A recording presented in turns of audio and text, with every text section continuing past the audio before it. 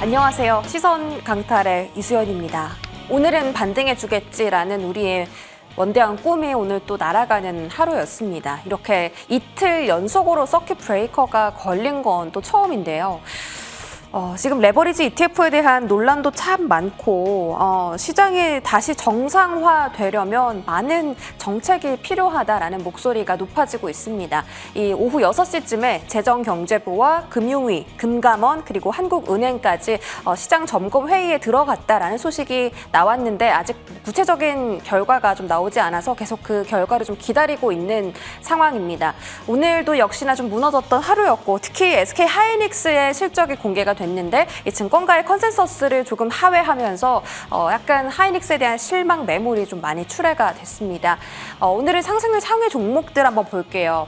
애프터마켓에서 올라간 종목들이 있는데요. 이제 시장이 계속 좀 변동폭도 더 심해지고 투매도 강해지고 심리 자체가 많이 악화되다 보니까 오늘 수급은 필수 소비재 쪽으로 많이 기우는 모습이었습니다. 필수 소비재란 먹는 것 그리고 생활할 때 꼭 필요한 것 그런 걸 뜻하죠. 오레온이 6.7% 상승했고요. 금호타이어가 6% 급등, LG생활 건강도 5.8% 급등, 의료기업인 영업무역이 5.2% 상승하면서 거래를 마쳤습니다. 당분간은 좀 이런 쪽으로 대피를 해놔야 되는 건지 저희 잠시 뒤에 알아보고 코스닥에서는 로봇주들이 전부 다 상승률 상단을 차지했습니다. 일단 반도체가 떨어졌을 때 그 수급이 일부 로봇으로 이동하면서 로봇 테마가 급부상하는 것을 우리가 확인을 했었는데 오늘 다시 한번 그런 흐름이 좀 연출됐고요. 그나마 시장에서 좀 잘 버텼던 섹터가 로봇이다라고 말할 수 있겠습니다. 제 포트도 한번 점검해 보시죠.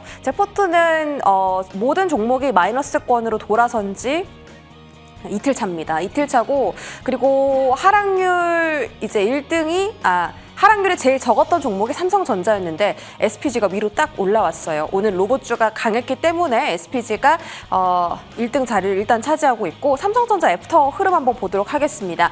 그래도 다행인 것은 애프터마켓에서 반도체 투톱이 반등을 시도했다라는 점입니다. 오후 1시 반 정도부터 기관의 매수세가 좀 들어왔고요.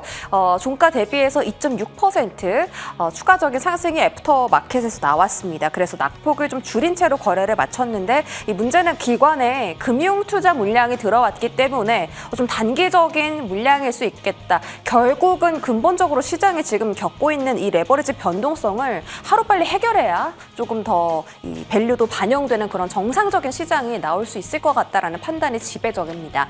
다음 장 보겠습니다.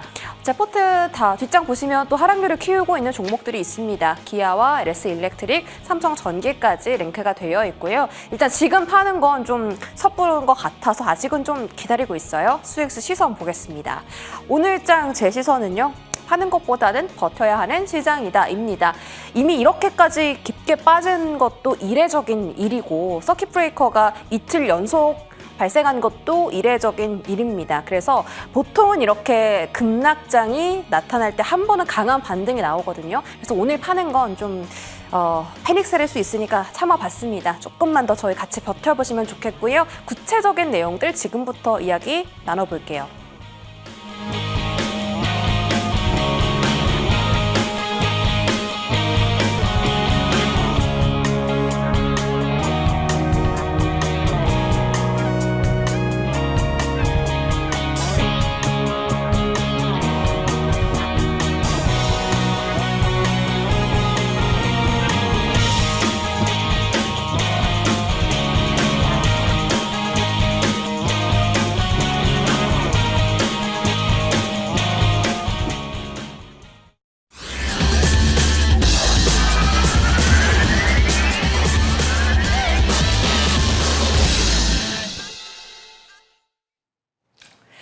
네, 오늘 장 정말 고생 많으셨습니다. 밤 9시에도 시선 강탈을 찾아와 주신 여러분 정말 감사드리고요.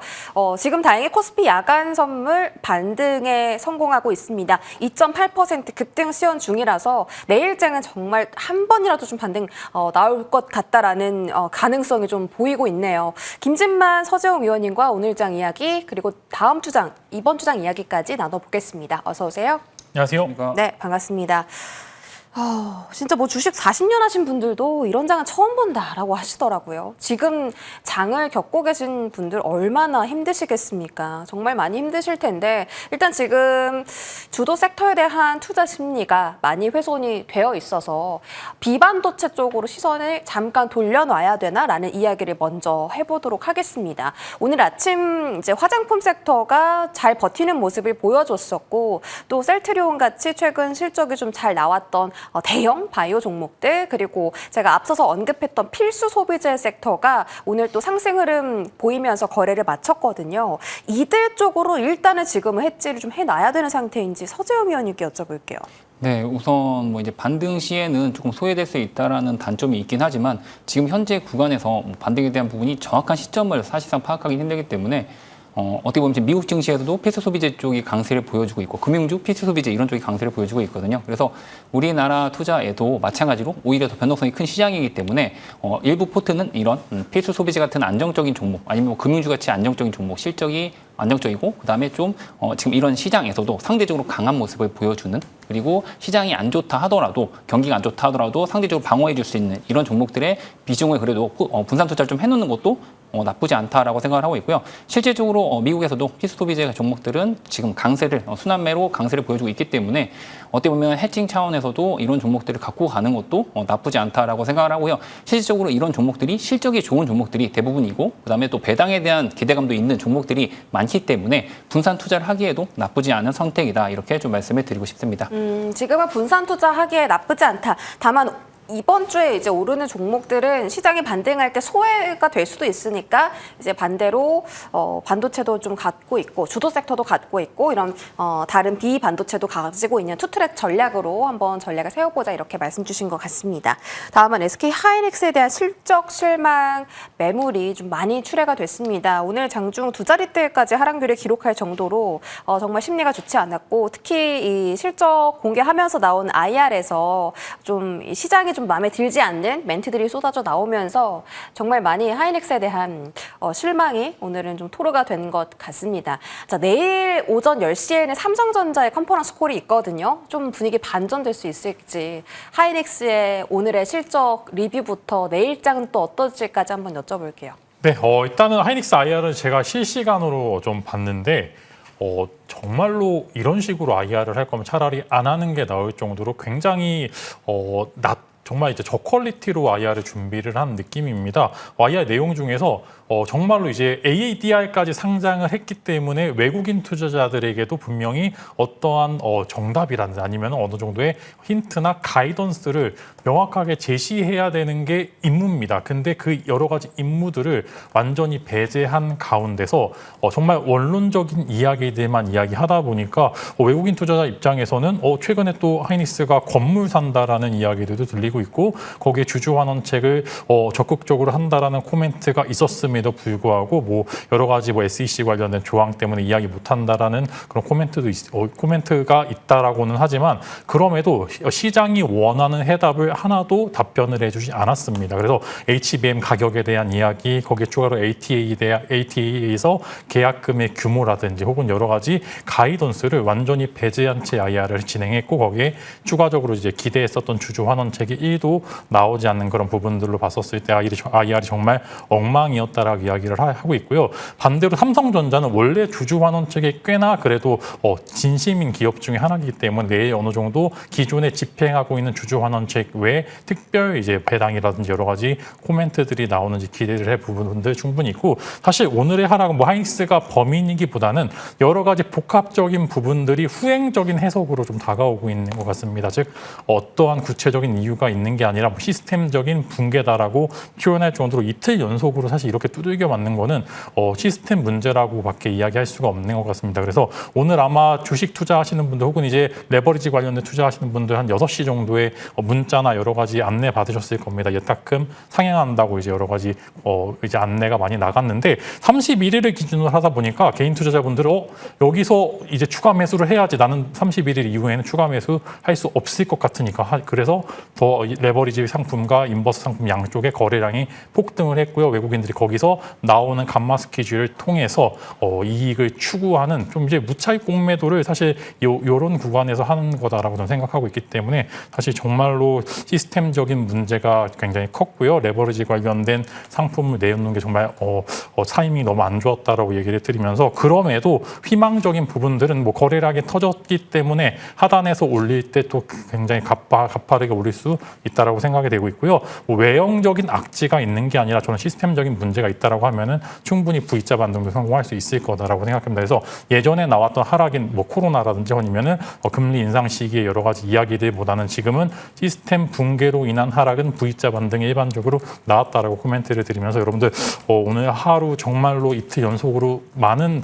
손실이 있을 거다라고 생각합니다만 여전히 굳건합니다. 오늘은 페닉셀에 동참하지 말았어야 된다라고 생각하고 있고요. V자 반등이 나왔을 때 그 이후에 잠잠해질 때 조금 비중을 줄이든지 하시면 좋을 것 같다고 말씀드리면서 저는 여전히 한국 시장은 죽지 않았다. 다만 황금알을 거의를 가르려는 사람들이 너무나 많아서 그냥 그런 부분들 좀 안타깝고 빠른 시일 내에 정책적으로 조금 보완 혹은 이제 추가적인 여러 가지 이제 제한적인 부분들이 나와야 된다고 생각하기 때문에 빠른 금융당국의 결정을 좀 바라면서 여러분들 조금 인내심 좀 기르시면 좋을 것 같다라고 말씀을 드리도록 하겠습니다. 그럼 결론이 뭐예요? 하이닉스랑 삼성전자 뭐 매수 자리라는 거예요? 아니면 그냥 어떻게 봐요?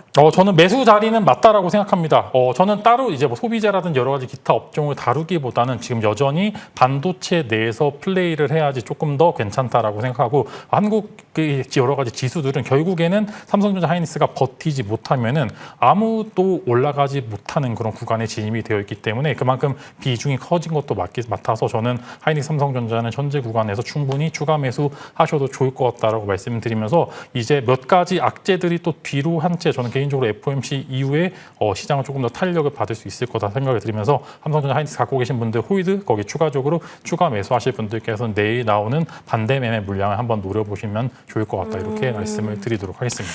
그러네요. 지금 신용 물량 때문에 계속 좀 반대매매 물량들이 청산이 되고 있습니다. 그래서 하락을 불러일으키는 시장인 것 같고 또 레버리지를 통해서 뭐 기관들이 이제 숏을 포지션을 잡고 현물을 매도하고 이러다 보니까 지금 시장이 좀 많이 엉망이 됐습니다. 그래서 이런 부분들 좀 진정돼야 될 것 같습니다. 말씀 들어봤고요. 우리 서재웅 의원님께서 집중하신 섹터가 식품이에요. 앞서서 제가 언급드렸던 필수 소비재도 이제 식품으로 들어가고 오늘 오리온부터 삼양식품, 뭐 S&D, 대상, CJ제일제당 같은 식품 기업들이 상승불, 빨간불 켜면서 거래를 마쳤습니다. 이들 좀 단기적으로 지금 볼만한지 여쭤볼게요. 네, 우선 뭐 오늘 시장이 엉망이었지만 사실상 그렇다 하더라도 필수 소비재는 시장이 안 좋고 뭐 아무래도 뭐 이제 금리 인상이든 뭐 물가 뭐 인플레이션이든 이런 부분에 반영을 하더라도 그래도 필수 소비재는 이제 살아가는데 무조건 필요한 부분이기 때문에 사실상 필수 소비재에 대한 관심이 더 높아지는 그런 구간으로 보시면 될 것 같습니다.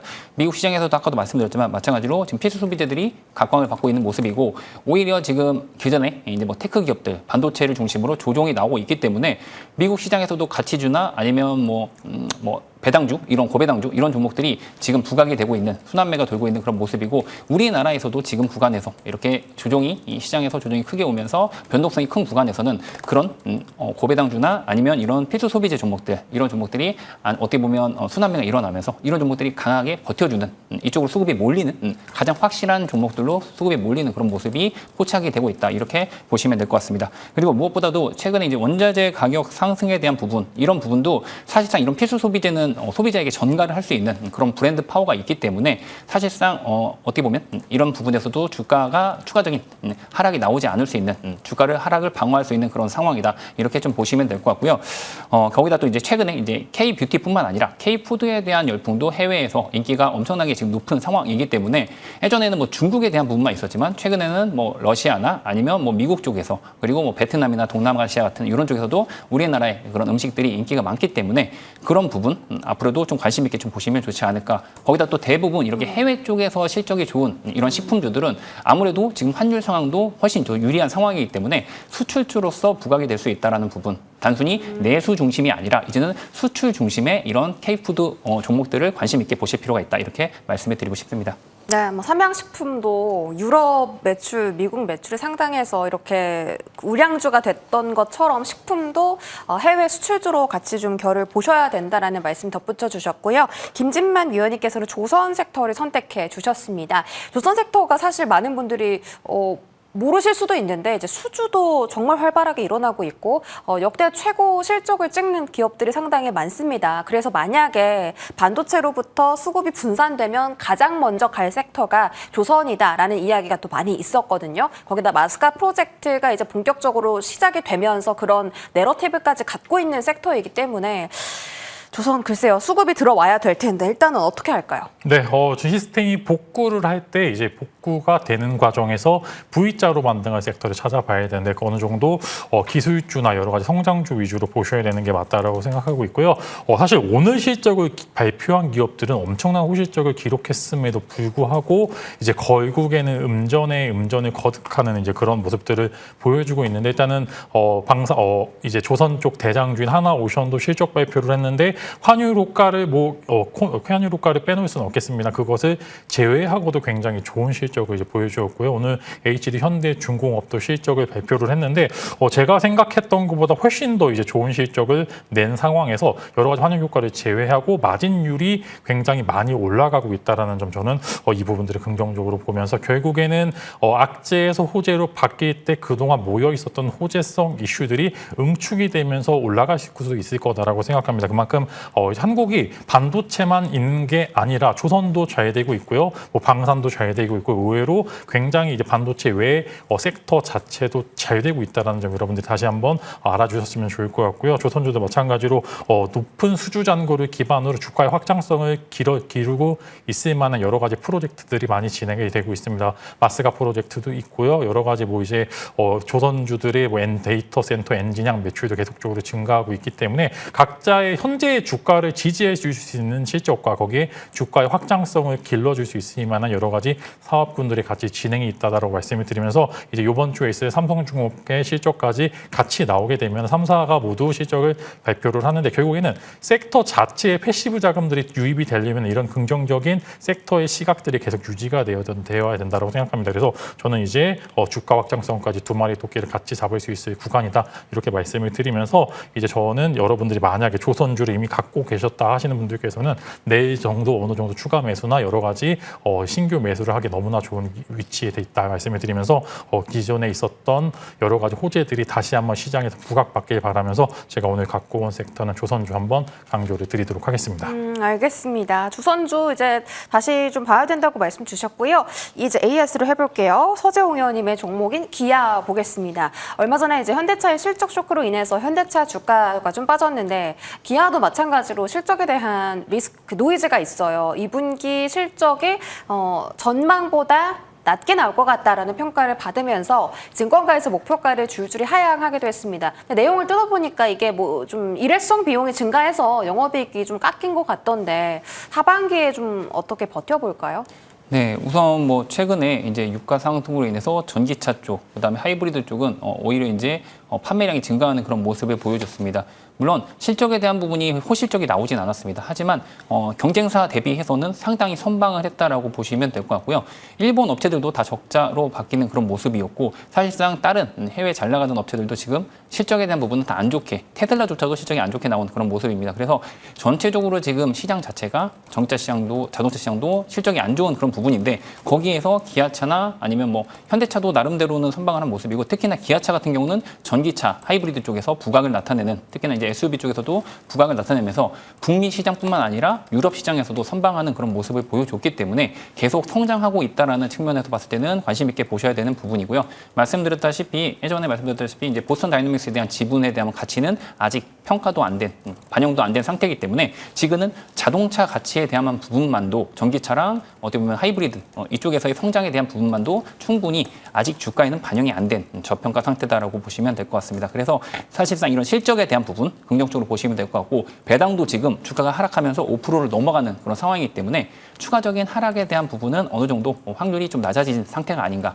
상승에 대한 부분을 오히려 좀 기대해야 되는 상황이 아닌가 이렇게 좀 말씀을 좀 드리고 싶습니다. 네, 알겠습니다. 기아에 대한 좀 체크 도와주셨고요. 다음은 펜오션 한번 보도록 하겠습니다. 이 벌크선 운임지수가 좀 상승을 시도하면서 다시 한번 이 해운주를 좀 볼 때가 됐나라는 생각이 드는데요. 펜오션도 시장의 하락과 대비해서 이 차트를 줄여보시면 정말 잘 버텨주고 있다라는 생각이 드는 그런 종목이고, 예, 펜오션 뭐 지금 저가 매수 기회일까요? 네, 아무래도 지금 시장이 굉장히 변동폭이 큰 상황에서도 펜오션은 주가가 그래도 어느 정도 안정적으로 유지가 되는 그런 모습을 보여주고 있습니다. 그 부분에는 기관과 외국인의 수급이 꾸준히 이어지고 있다는 점, 그리고 실적 대비해서 아직 저평가 상태라는 점, 여러 가지가 좀 맞물려 있다라고 보시면 될 것 같고요. 특히나 실적이 예전만큼 변동성이 크지 않고 안정적으로 유지가 되고 있다는 점을 예전에 말씀을 드렸었는데, 그래서 지금은 유가랑 연동돼서 그렇게 변동성, 실적에 대한 부분이 변동성이 커진 상황이 아니고 안정적인 꾸준히 실적이 이어갈 수 있는 그런 장기 계약을 많이 맺었다라는 부분, 그런 부분을 좀 긍정적으로 보시면 될 것 같고요. 벌크선 위주가 아니라 예전처럼 그냥 단순히 벌크선 위주가 아니라 이제는 포트폴리오를, 사업 포트폴리오 여러 가지를 구성을 다변화를 시켜놨다라는 부분도 앞으로 안정적인 실적에 대한 부분이 충분히 기대가 되는 그런 부분이다, 이렇게 좀 말씀을 드리고 싶습니다. 네, 알겠습니다. 펜오션까지 이야기 나눠봤습니다. 다음은 김진만 위원님의 AS 종목인데요. 김진만 위원의 AS 종목이 뭐죠? 네, 오늘 AS 종목을 안 가져왔습니다.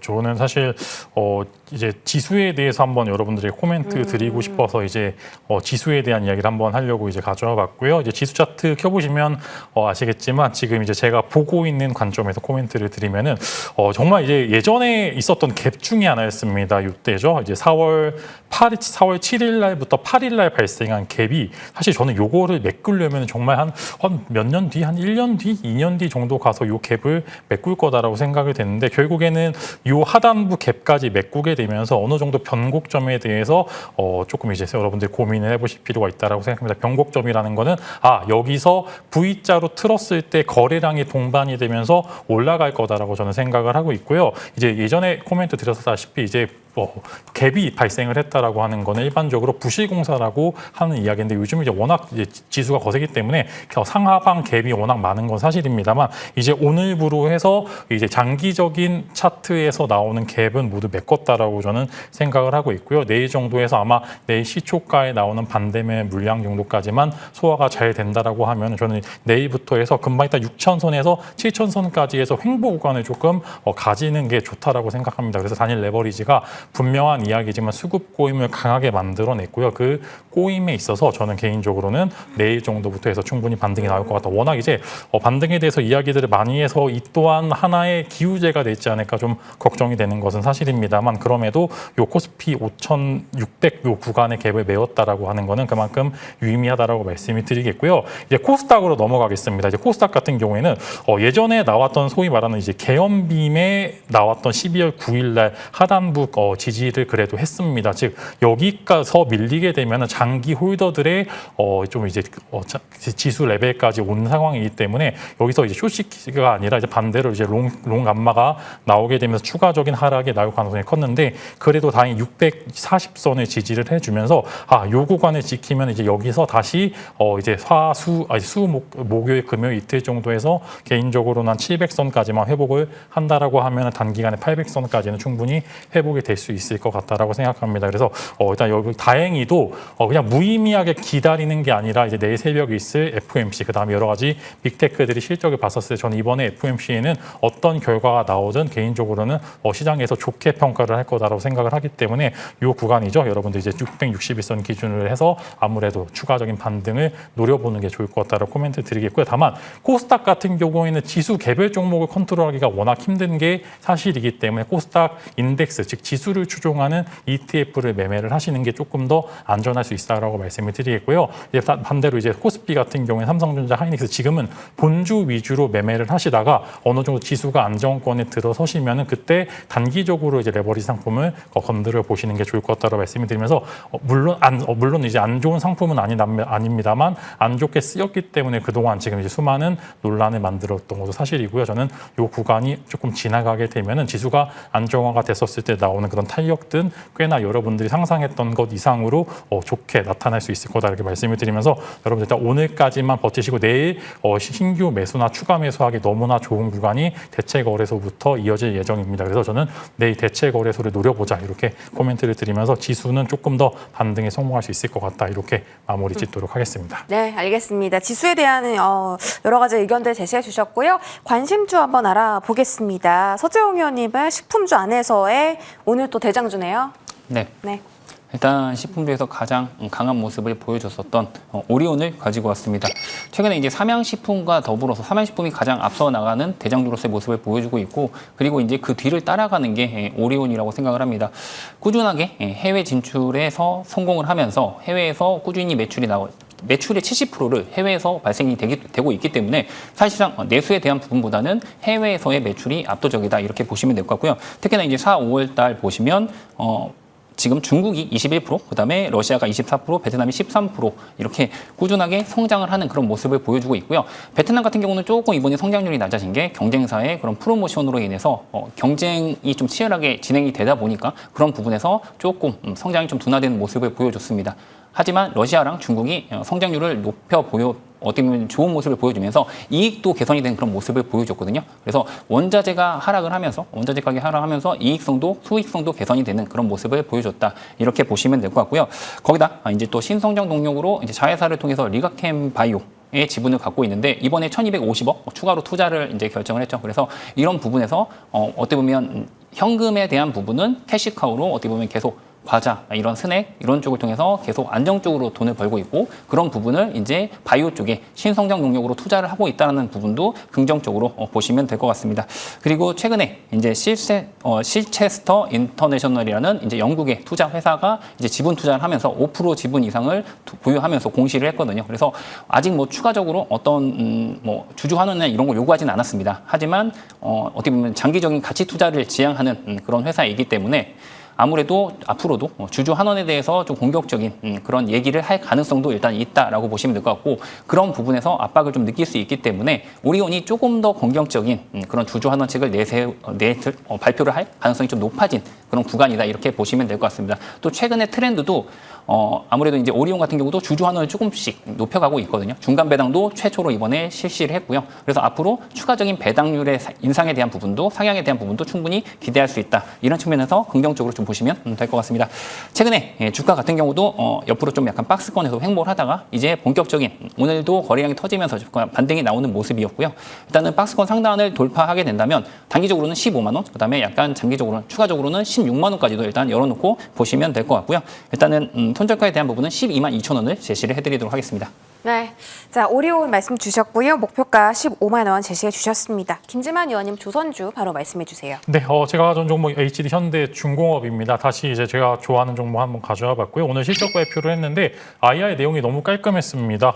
너무나 이제 시장에서 원하는 해답을 모두 줬다라고 생각하고 있고요. 환율 효과를 제외하고 실적 정말 잘 나왔는데 여기에 추가적으로 이제 너무나 시장에서 좀 초황이기 때문에 이제 앞으로 수준은 가려받겠다라고 이야기를 했습니다. 그만큼 도크가 부족한 건 사실입니다만 그만큼 시장에서 너무나 좋은 수주만 선별해서 받을 수 있기 때문에 수익성이 계속적으로 좋아지고 있다고 코멘트를 하고 있고요. 거기에다 이제 분기 배당까지 집행을 하게 되면서 아마 갖고 계신 분들께서는 이제 주당 1.3% 정도의 비율이 되는 그런 6천 원 정도의 이제 배당이 나갈 것으로 생각을 하고 있고요. 여기 추가적으로 본업도 잘 되고 있는데 부업인 엔진 쪽에서 굉장히 수출 호조가 이어지게 되면서 주가의 확장성을 보여줄 만한 요소들이 다분히 포착이 되고 있습니다. 거기에 추가적으로 더해서 요즘 이제 최근에 핫했던 이제 부유식 데이터 센터에 대한 이야기들이 굉장히 나오고 있는데 시장에서 궁금했었던 부분들에 대해서 부유식 구조물이나 고정식 플랫폼 혹은 반잠수식 구조물 같은 부유식 데이터 센터에 대해서 굉장히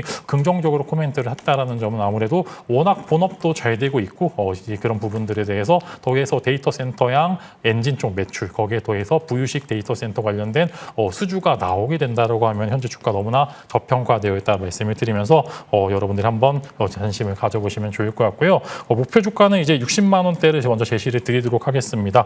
이제 목표 주가 60만 20만 원대, 손절가로는 30만 원대를 제시를 드리면서 개인적으로 여러분들이 만약에 이 반등이 나왔을 때 조선주 탑픽을 고른다라고 하면 저는 개인적으로는 조금 안정적인 실적을 가지고서 주가 반동성이 조금 더 잘 나올 수 있을 만한 H현대중공업을 탑픽으로 말씀을 드리도록 하겠습니다. 목표가 얼마나? 지금 제가 대본을 봤는데 대본이 이제 중간에 잘려가지고 목표 주가 70만 원이고요. 손절가 38만 원이네요. 여러분들 생각보다 높게 잡았는데 그만큼 갈만한 기업 중에 하나니까 저는 개인적으로 여러분들이 이 종목에 한번 관심을 가져보시는 게 좋을 것 같다. 이렇게 마무리 짓도록 하겠습니다. 네, 현대중공업 알아봤고요. 저는 파마 리서치입니다. 일단 지금 화장품 섹터가 시장 대비 잘 버티고 있다라는 점과 최근 파마 리서치에 대한 기관의 순매수도 유입이 되고 있다. 사모펀드와 연기금이 5거래일 연속으로 사들이고 있고요. 파마 리서치가 이제 그 리쥬란 힐러를 파는 회사인데 해외 확장성이 계속 엄청나게 빠르게 확장이 되고 있습니다. 2분기 매출액도 아마 가파르게 성장할 것으로 예상이 되고 화장품 전체 수출액이 이제 80% 증가할 예정이라서 파마 리서치도 수혜를 받을 수 있다. 또 금리 인상에 대한 수혜까지도 점쳐지고 있어서요. 파마 리서치 어떨까 하는데요. 김진만 의원님께 짧게 답변 들어보죠. 네, 좋은 것 같습니다. 지금 이제 대안이 될 수 있을 만한 섹터는 확실히 이쪽에서 나오고 있는 것 같고요. 파마 리서치가 여름 성수기를 맞이해서 좋은 영업이익을 보여줄 수 있을 거다라고 생각했는데 다만 이제 실적 발표 이전에 한번 매도를 한번 해보는 것도 나쁘지 않다라고 생각합니다. 파마 리서치가 잘 팔리고 있는데 화장품 쪽 특히 이제 이쪽에는 매번 매 분기마다 피크아웃 관련된 논란이 나왔을 때 손 쓸 수 없을 정도로 장대음봉이 나온 경우도 이제 아마 쏠쏠지 않게 봤기 때문에 개인적으로는 지금 매수해서 실적 발표가 나오기 직전에 한번 매도하시는 전략. 그 전에는 탄력이 유지가 될 가능성이 굉장히 크다. 이렇게 코멘트 드리면서 좋은 종목 잘 찾아오셨고 저는 충분히 대안이 될 수 있을 거다. 이렇게 코멘트를 드리도록 하겠습니다. 네, 좋습니다. 무료 공개 방송도 소개해드릴게요. 서재용 의원님 어떤 말씀 전해주세요.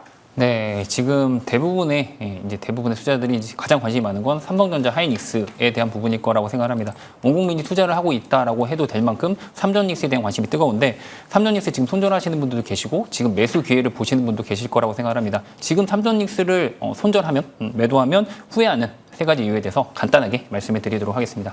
네.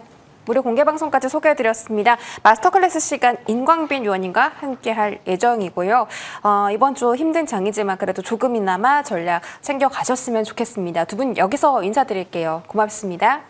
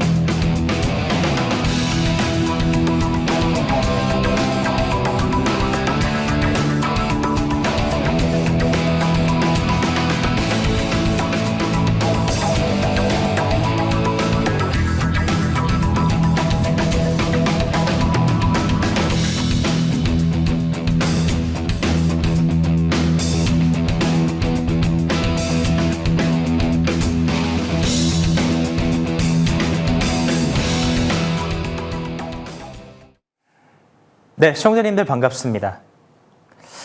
7월 29일 주식시장은 아마 역사에 기록될 주식시장이 되지 않을까 싶습니다.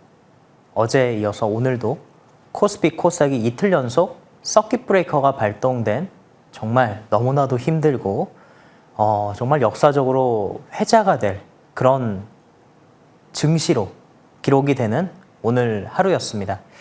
코스피와 코스닥이 이틀 연속이나 이 두 개의 시장 모두 다 서킷 브레이커가 간 날이 처음인 것 같습니다.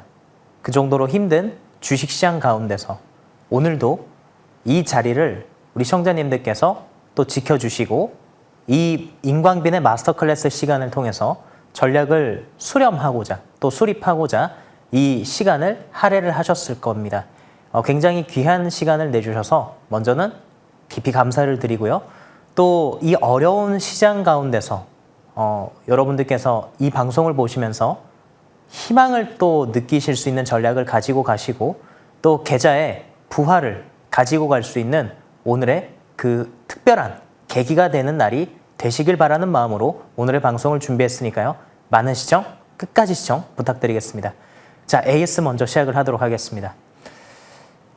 오늘 주식시장이 굉장히 나빴습니다. 네. 자, 그런데요. 자, 우리가 안 좋은 시장일 때, 전체가 주식이 떨어지기도 하지만 어느 시점부터 오르는 주식이 생깁니다. 자, 하락장과 변동성 장세, 둘 다 맞죠?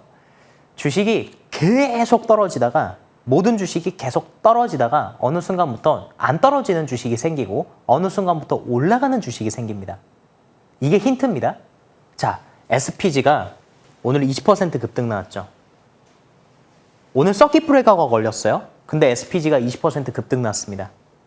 로봇입니다. SPG 매수해야 됩니다. 자, 두 번째 넘어가겠습니다. 현대무백스라는 주식을 바로 보도록 하겠습니다. 오늘 주식시장이 폭락했습니다. 그런데요, 현대무백스도요, 로봇 주식입니다. 현대무백스도 로봇 주식입니다. 현대무백스, 로봇 주식이에요. 스마트 팩토리 주식입니다. 매수해야 됩니다. 다음으로 또 넘어가겠습니다. 다음 종목, 레인보우 로보틱스입니다. 자, 이 세 개 주식 있죠? SPG, 현대무백스, 레인보우 로보틱스. 우리 시청자님들, 이 주식 세 가지는요, 오늘 시장이 폭락했음에도 불구하고 급등한 로봇 주식입니다. 공통점이 무엇이냐면요, 기관 투자자들이 대량 매수했다는 겁니다. SPG와 현대무백스와 레인보우 로보틱스를 중심으로 해서 코스닥 시장이 앞으로 상승했었을 때 이쪽 섹터가 중심이 되고 이 종목들이 대장이 돼서 올라가게 될 것입니다. 자, 그래서 오늘 주시장이 굉장히 크게 폭락했는데요. 저는 오늘 특별하게 우리 시청자님들께 자료를 좀 준비했습니다. 그 자료를 보면서 우리나라의 오늘 이 하락이 왜 특별하고 또 이 안에서 로봇 주식이 오르게 됐는데요. 왜 앞으로 로봇 주식을 우리가 또 준비를 해야 되는지를 말씀을 드리고자 합니다. 전 섹터가 폭락했는데 로봇 섹터만은 빨간불을 켜냈다라는 것이죠. 자, 그러면 자리를 옮겨가서 말씀을 드리도록 하겠습니다. 자, 바로 화면을 보도록 하겠습니다. 자, 화면을 바로 볼게요. 화면을 보면서 우리 시청자님들께 이 말씀을 드리고자 합니다. 여러분, 이 화면 혹시 지금 보이시나요? 이 화면은 어떤 화면이냐면요, 주요 국가의 오늘 주요 국가의, 자, 일간으로 가볼게요. 주요 국가의 오늘 하루 7월 29일 하루의 등락률을 보여주는 겁니다. 이 글자 보이십니까? 코스피도 있고요. 항생지수도 있고요. 항생지수는 홍콩입니다. 대만 가권도 있어요. 대만 지수도 있고요. 상해 종합주가지수에서 중국 쪽의 증시도 나와 있고요. 베트남 호치민 주식도 있고요. 미국의 나스닥, 다우존스, S&P 500, 영국, 독일, 프랑스, 인도네시아, 인도까지 주요 국가들의 오늘 하루의 등락을 보여주는 이 데이터가 되겠습니다. 이 데이터에서 우리 시청자님들께서도 보실 수 있으시겠지만, 자, 한국만 유독 많이 떨어졌습니다. 코스피 200, 코스피, KRX 300, 코스닥까지 해서 6%씩 다 떨어졌습니다. 자, 원래요, 이 주식시장이 크게 떨어질 때 보통 금융시장에서 뭔가 문제가 터지게 되면 한국만 떨어지지 않아요. 그쵸? 다른 나라들까지 다 같이 떨어집니다. 자, 근데 오늘도 보면요, 한국만 떨어졌다는 거예요. 굉장히 특이하지 않습니까? 자, 주간을 보겠습니다. 주간을 볼게요. 주간. 자, 지금 자막 말고요. 자, 주간, 다시 한 번 더 주간과 월간까지 볼게요. 자, 주간 보도록 하겠습니다. 자, 이번 주에요, 월, 화, 수 3거래일이 있었습니다. 이번 주에 코스피 200 지수가 15.95% 급락했고요. KRX 300이 15.6% 급락했고, 코스닥이 11% 급락을 하는 모습이 나타났습니다.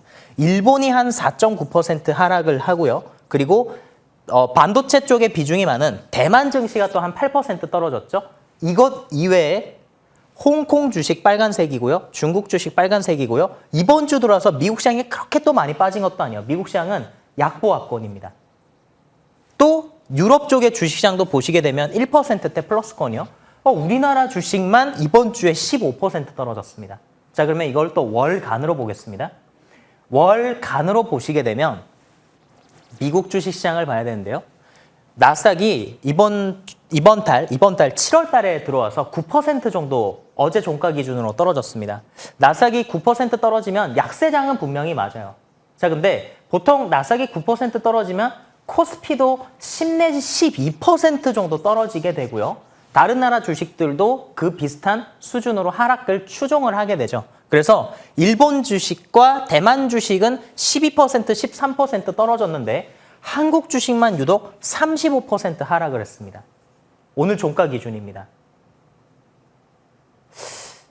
우리가 투자를 할 때는요, 실물 경제와 금융 시장의 이 장세 두 가지를 같이 생각을 해야 됩니다.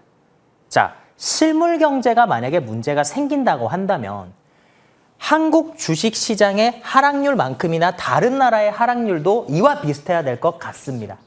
그런데 지금 실물 경제의 상황이 어떠냐면 기업들이 실적을 발표했었을 때 엄청 좋습니다. 대표적인 실물 경제를 보여주는 지표가 주요 수출 기업들의 실적 아니겠습니까? 근데 실적이 엄청 좋아요.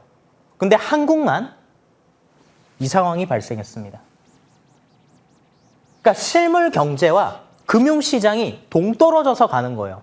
근데 이 상황에서 보통 실물 경제에 뭔가 문제가 생길 것 같으면요, 금융시장이 6개월 정도 선행해서 문제가 터집니다. 위기가 올 것 같아요? 환율이 급등하고 금리가 올라가고 신용도가 낮아지면서 주식시장이 먼저 붕괴를 합니다. 그러면 우리나라뿐만 아니라 다른 나라도 그렇게 됐었어야 되죠. 미국의 나스닥이 20%, 30%씩 폭락을 했었어야 됩니다. 근데 우리나라만 유독 많이 떨어졌습니다. 자, 오늘 드디어 정부에서 단일 레버리지 ETF에 대한 대안책을 또 추가적으로 냈죠. 일단 이번 주에 예탁금 3천만 원으로 해야지 매매를 할 수 있게 한다고 하고, 또 개인별로, 계좌별로 비중 한도를 두겠다는 대책이 지금 뒤늦게서야 나왔습니다. 주식 다 떨어지고 나서요. 너무나도 안타까운 일이에요. 단일 레버리지 종목이 주식시장에서 폐해를 끼친 이 데이터가 그대로 나타나고 있습니다. 자, 이 상황 가운데 오늘 로봇 주식이 유일하게 큰 반등이 나왔습니다. 자, 그리고 이 데이터 다음으로 우리 시청자님들과 또 한 가지 데이터를 또 보도록 하겠습니다. 자, 제가 차트를 하나 열게요. 자, 차트 보도록 하겠습니다. 자, 이 차트는요, 코스닥 차트입니다. 자, 코스닥에서 2016년도부터 지금까지 주식시장의 코스닥의 이 위치, 이 위치가 어디냐면요, 오늘 코스닥의 저가를 선으로 그어놓은 자리입니다. 이 화면은 코스닥이고요. 여기서부터 2016년도부터 2026년도까지 제가 네모난 색칠을 해놨습니다. 그리고 여기 있는 선에 이 라인은요, 오늘 주식시장의 최저가예요. 650포인트 가격입니다. 자, 잘 보세요, 여러분. 10년간 600포인트대 오게 되면 지수는 어떻게 됐습니까? 쭉 올라갔습니다. 자, 근데 이전에 10년은요, 주식이 떨어질 때마다 뭔가 명분이 있었어요. 이유가 있었어요. 지금의 이 하락을 어떤 이유로 설명을 해야 될지 모르겠습니다. 정말 지금의 이 하락을 어떤 이유로 설명을 해야 될지 도저히 모르겠습니다. 그냥 가격이 떨어졌습니다. TV방송에 나온 전문가가 이렇게 말씀드리면 정말 무책임하다고 생각을 하실 수도 있으실 것 같아요. 근데요, 정말 이유가 없어요. 그냥 코스닥이 떨어진 이유는 코스피의 반도체 주식들의 변동성이 커지면서 코스피 떨어지니까 코스닥도 심리가 죽은 겁니다. 그런데 이 가격이 지난 10년간의 저가 가격입니다. 자, 그래서 지금부터 다시 한 번 더 말씀을 드리고 싶습니다. 우리 코스피 시장의 월간 차트로 봐도 그렇고요. 자, 코스피 시장의 월간 차트를 보시게 되면 2025년도 6월 달부터 증시는 쭉 올랐습니다. 그런데 월별로 조정을 받은 달이 있어요. 월별로 음봉이 나온 다음 달은 양봉이 나왔고요. 음봉이 나온 다음 달은 또 양봉이 나오면서 쭉 주가가 급등했죠. 지금 7월 달에 주식이 무려 30%가 넘게 급락을 했습니다. 8월 달 장세 당연히 급락에 따른 급반등의 시장이 기술적으로라도 예상이 되는 시장입니다. 자, 따라서 이 지점에서 코스닥도 10년간의 최저가고 코스피는 한국 주식시장만 유일하게 엄청나게 많이 떨어졌습니다. 자, 그러면 무엇을 매수해야 될까요? 주식시장에서 계속 주식이 떨어질 때 계속 떨어지지만 않습니다. 자, 이때 빨간불이 들어온 섹터의 중심의 주식에 주목을 해야 됩니다. 그게 바로 로봇입니다. 그래서 로봇주를 중심으로 한 코스닥 반등이 기대가 되고 로봇주를 중심으로 한 시장이 8월달 시장이 살아날 것이 예상이 되는 시장입니다. 따라서 이 종목들을 좀 정리를 다시 한번 해드리겠습니다. 월요일날 주식시장에서도 제가 로봇 주식에 대해서 강조를 많이 드렸는데요. 자, 첫 번째 종목을 좀 보도록 하겠습니다. 자, 첫 번째 종목은요. 레인보우 로보틱스입니다. 레인보우 로보틱스는 지난 월요일 날에도 말씀드렸던 코스닥 시총 4위에 이제 랭크되어 있는 기업이 되겠고요. 오늘 장중의 변동성 굉장히 컸습니다만 코스닥이 서킷 브레이커 간 속에서도 플러스 3%대를 유지했죠. 레인보우 로보틱스 매수해야 됩니다. 자, 두 번째 SPG 다시 한 번 더 말씀드립니다. 오늘 거래량이 아주 좋습니다. SPG도 지금 가격대 매수해도 괜찮습니다.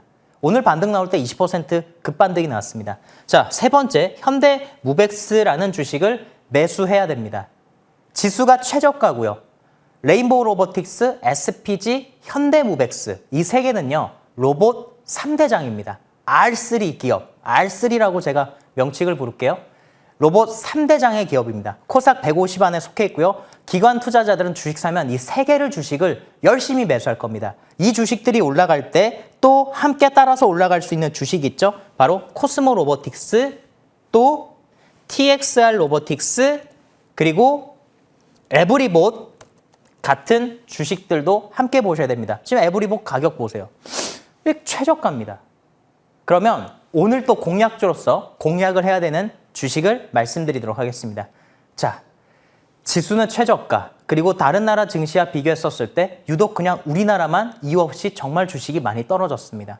이 가운데 우리가 또 공약해야 되는 로봇 주식, 역사적인 저가 있는 주식입니다. 나우 로보틱스를 공약주로서 말씀을 드리도록 하겠습니다. 자, 나우 로보틱스 차트 한번 보도록 할게요. 아까 전에 코스닥의 위치를 보셨을 거예요. 자, 나우 로보틱스의 지금의 위치입니다. 코스닥이 10년간 600포인트에 다가서게 되면 어떤 이유로든 주식은 계속 올라갔습니다. 네, 지금도 마찬가지죠. 7월 달에 주시장 급락하면서 우리 시청자님들 너무나도 상실감이 크실 텐데요. 이럴 때 바닥에 있는 주식을 바라보시면 좋겠습니다. 바닥에 있는 주식이 시장의 주도주가 되면 반등의 폭이 어마어마할 것입니다. 그 중에 하나가 나우 로보틱스입니다. 자, 나우 로보틱스 1차 목표가는 17,500원, 손절 가격은 10,000원 제시를 해드리도록 하겠습니다.